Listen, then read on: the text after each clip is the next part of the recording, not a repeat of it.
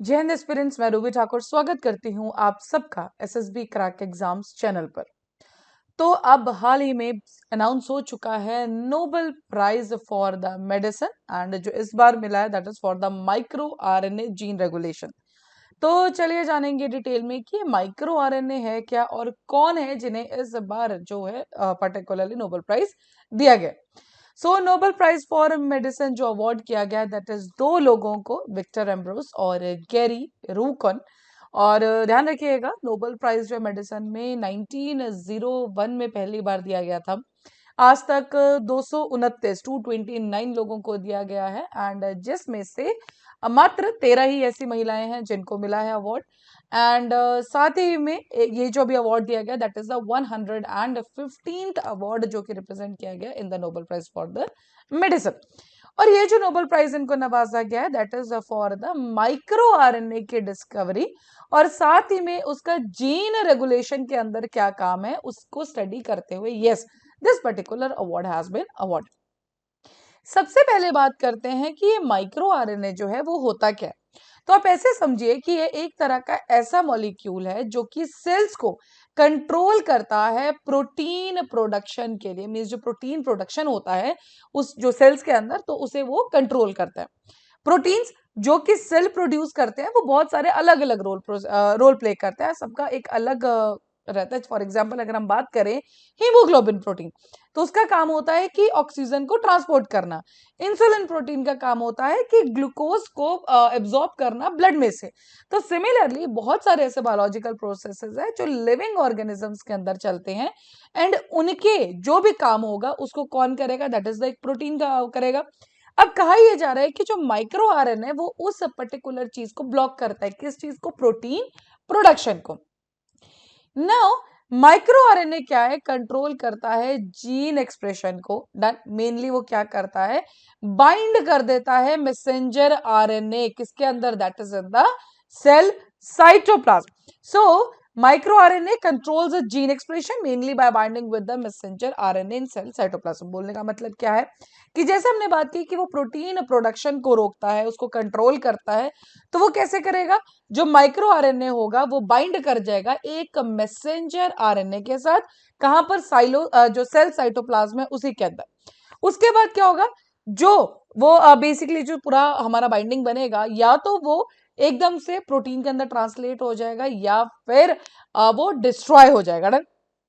सो destroy होगा और उसके कंपोनेंट्स रिसाइकल हो जाएंगे या फिर हो सकता है कि प्रिजर्व भी हो जाए एंड बाद में उसको ट्रांसलेट कर दिया जाए। डन। सो अगर आप नीचे देख सकते हो तो ये रहा हमारा न्यूक्लियस है, DNA, RNA and here we have the mRNA जो हमारा बेसिकली मैसेंजर वाला साइट है और ये target area, this is the cytoplasm. तो देखिए जी, दिस माइक्रो आरएनए और प्रोटीन क्या कर गए, यहाँ पे बाइंड कर गए हैं and this is the blockage of the translation. ठीक है, और पोस्ट ट्रांसलेशन दो तरह, या तो ब्लॉक हो सकता है जैसे और हमने बात का, या फिर वो डिस्ट्रॉय हो जाएगा। ठीक है जी। सो ये दो चीजें पूरी डायग्राम में पूरे अच्छे से एक्सप्लेन की गई है। सो अब बात करें कि एम्ब्रोस और रूकन ने ये पर्टिकुलर स्टडी करी क्यों। डन। सो जैसे कि हमने बात की, ऑनर किस चीज के लिए मिला है, फंडामेंटल प्रिंसिपल कि किस तरह से हमारी जीन एक्टिविटी जो है रेगुलेट की जाती है। तो आप ऐसे सोचिए कि क्रोमोसोम्स है डन, जिनके अंदर हमारी जेनेटिक इंफॉर्मेशन होती है डीएनए के फॉर्म में। ये आप सबने अपने साइंस में स्कूल टाइम में पढ़ा होगा। तो ऐसे समझिए कि बहुत बड़ा सा एक टूल बॉक्स है, उसके अंदर आपकी सारी की सारी जेनेटिक इंफॉर्मेशन डली हुई है और किस टाइप में, डीएनए के फॉर्म में। अब हर एक सेल जो है बॉडी के अंदर उसके पास एक ऐसा टूल बॉक्स है, मींस एक डीएनए डन, और जिसके साथ उसके अंदर है एक आइडेंटिकल टूल्स है, बिल्कुल एक तरह के सेम टूल्स है जिनको हम क्या बोलते हैं, we call them as the genes. लेकिन हर एक सेल को डिफरेंट टूल चाहिए, क्यों, क्योंकि उन्हें अपनी जॉब करनी है, जो भी उनको काम दिया जाएगा। डन। फॉर एग्जांपल अगर एक नर्व सेल है तो उसे टूल चाहिए होगा जिससे वो सिग्नल सेंड कर सके। एक मसल सेल है तो उसे टूल चाहिए होगा जिससे वो मूवमेंट को एनेबल कर सके। अब क्या होगा, सो बेसिकली जो हम एक टर्म पढ़ रहे हैं हम स्टार्टिंग से कि जीन रेगुलेशन, तो उसका मतलब क्या है कि वो टूल पिक करना है जिससे वो उसको एक असाइंड जो काम है किसी भी सेल को वो उसे कंप्लीट कर सके। डन। तो उस एक्टिविटी, उस प्रोसेस को, उस टूल को उठाने के लिए हम क्या बोलते हैं, we call it as a gene regulation. So एक अप्रोप्रिएट सेट ऑफ जीन्स चाहिए, एक्टिवेट होना चाहिए जब भी सेल को कोई भी काम परफॉर्म करना है।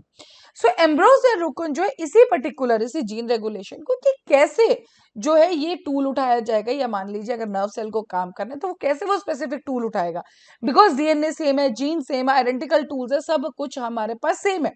और इसी को जानते हुए ये डिस्कवरी आती है माइक्रो आरएनए की, जो टोटली कॉम्प्लेक्स ऑर्गेनिजम्स के अंदर कैसे पूरा स्टडी होता है उसके ऊपर बात करती है। 1980s में एम्ब्रोस और रुफकुन जो है वो काम करते थे Nobel prize winning researcher Robert Horvitz, जो उस टाइम पे स्टडी कर रहे थे एक roundworm called C elegans, जो आप नीचे पिक्चर में भी देख सकते हैं। ये सिर्फ 1 मिलीमीटर लॉन्ग होती है, लेकिन इसके अंदर बहुत सारे सेम सेल टाइप्स होते हैं डन, जो लार्जर एनिमल्स के अंदर भी मिलते हैं। साथ ही में तो उस टाइम पे ये माना गया कि बहुत ही ज्यादा आइडल कैंडिडेट है कि सी एलिगेंस को पढ़ के हम किसके बारे में जान सकते हैं कि टिश्यूज को कैसे डेवलप किया जाता है। उस टाइम पे एम्ब्रोस और रुफकुन का दोनों का जो इंटरेस्ट था that was in the 2 genes जो है लिन4 और लिन14। सो हार्वर्ड यूनिवर्सिटी में एक लैब बनाने के लिए ये जैसे लैब सेटल होती है तो एम्ब्रोस बिगेन करते हैं लिन4 जीन की स्टडी। और उनको क्या मिलता है कि लिन4 जो है प्रोड्यूस करता है एक टाइनी आरएनए मॉलिक्यूल जो did not code for proteins, मतलब वो प्रोटीन्स के लिए कोड नहीं करता है जो कि मैक्सिमम जीन्स करते हैं। डन, वो उनके लिए कोडिंग नहीं करता है, मींस उनके साथ काम नहीं कर रहा है, हम नॉर्मल समझ सकते हैं। इंस्टेड ये जो माइक्रो आरएनए ये सिंपली ब्लॉक कर देता है लिन14 को। हमने पढ़ा था ना लिन4 और 14 के बारे में बात करेगी। देन तो ये एम्ब्रोस ने पाया।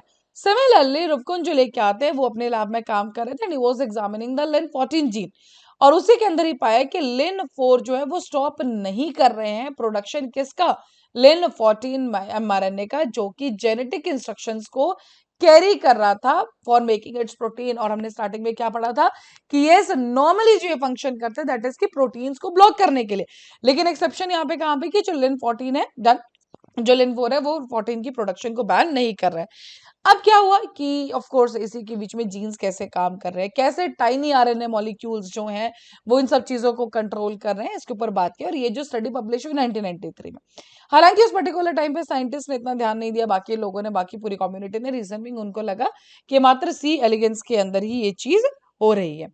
देन 2000 के अंदर क्या होता है कि रुवुकुन की टीम डिस्कवर करती है माइक्रो आरएनए जिसका नाम है LET7, एंड ये मात्र बहुत सारी स्पीशीज के अंदर पाया जाता है। जो एक बात थी कि ये सिर्फ सी एलिगेन के अंदर ये मिलेगा, सो नहीं, वहां पे चेंज हो गया, इवन यही पर्टिकुलर जो है ह्यूमंस के अंदर भी पाया।